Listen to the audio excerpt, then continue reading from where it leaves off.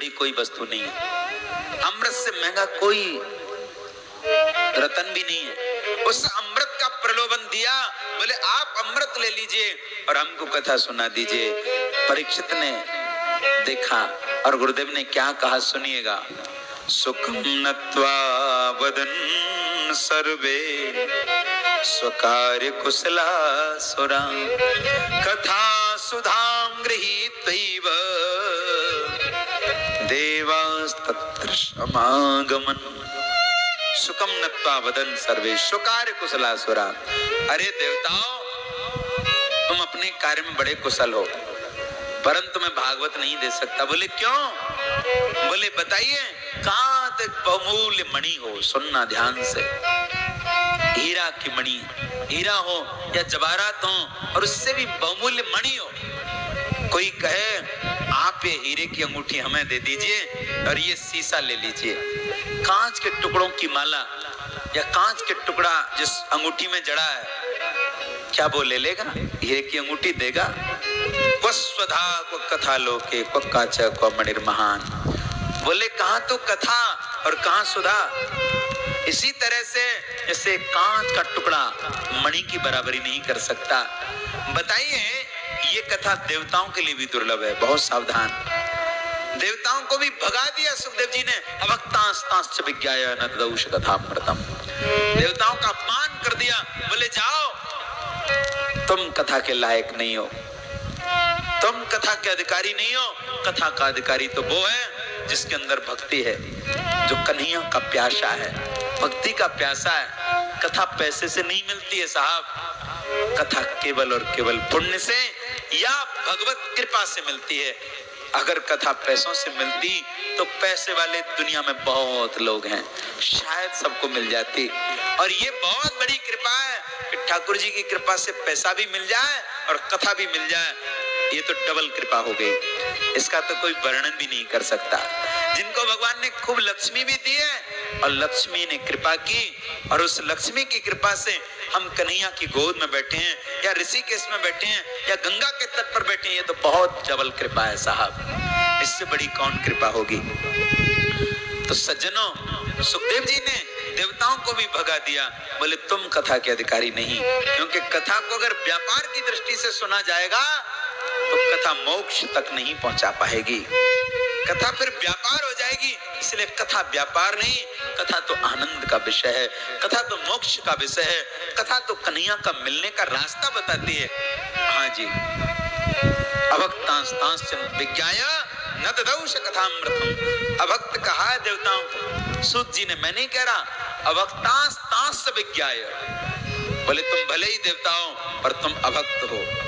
न ददौष कथामृतम, जो कथा रूपी अमृत है वो मैं आपको नहीं दे सकता। तब तो देवताओं ने ब्रह्मा जी से जाकर के कहा, बोले ब्रह्मदेव, हमारा धरती पर बहुत बड़ा अपमान हुआ है। और देवताओं को चिढ़ कब होती है पता है? जब हम लोग कथा करते हैं, जब हम लोग भजन करते हैं। बोले कहीं ऐसे ही ये माताएं, ये भाई लोग कथा सुनते रहे, कराते रहे, तो एक दिन हमको इनकी पूजा करनी पड़ेगी। कौन सोचता है? वो स्वर्ग में रहने वाले देवता, क्योंकि कथा सुनने वाले तो स्वर्ग नहीं जाते, वो तो बैकुंठ जाते हैं। और बैकुंठ में जो भी चला जाता है वो चतुर्भुज रूप में हो जाता है, वो तो भगवान का दिव्य पार्षद हो जाता है, वो तो भगवान के घर का एक सदस्य बन जाता है। कथा भगवान के भक्त को भगवान के धाम में ले जाती है।